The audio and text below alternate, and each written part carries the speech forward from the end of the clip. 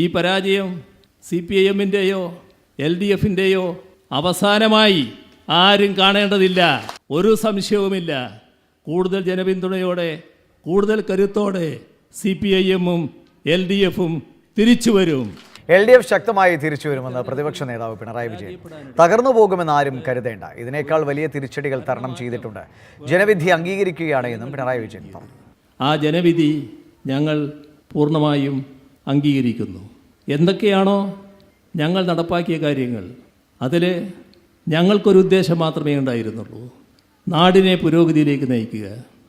മാതൃകാപരമായ രീതിയിൽ ഈ കഴിഞ്ഞ 10 വർഷം കൊണ്ട് കേരളത്തിന് ഉയർന്നു വരാൻ കഴിഞ്ഞുവെന്ന് തന്നെയാണ് ഞങ്ങൾ കാണുന്നത്. ഇതിന് തുടർച്ച വേണം.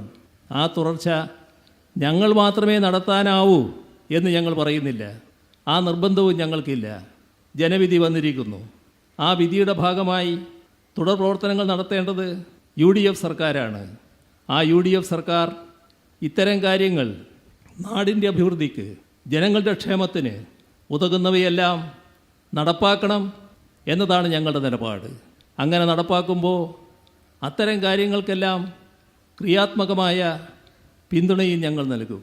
എന്നാൽ അതിൽ നിന്ന് വ്യത്യസ്തമായി ഏതെങ്കിലും തരത്തിൽ നാടിൻ്റെ താല്പര്യത്തിനോ ജനങ്ങളുടെ ക്ഷേമത്തിനോ വിരുദ്ധമായ നടപടികളുണ്ടായാൽ അവയെല്ലാം അതിശക്തമായി എതിർക്കുന്ന നിലപാടും സ്വീകരിക്കും. ഒരുപാട് ഘട്ടങ്ങൾ നാം തരണം ചെയ്തതാണ്. ഈ പരാജയം CPIM-ൻ്റെയോ LDF-ൻ്റെയോ അവസാനമായി ആരും കാണേണ്ടതില്ല എന്നാണ് പറയാനുള്ളത്.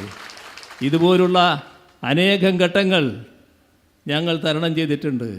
ഒരു സംശയവുമില്ല. കൂടുതൽ ജനപിന്തുണയോടെ, കൂടുതൽ കരുത്തോടെ CPIM-ഉം LDF-ഉം തിരിച്ചു വരും.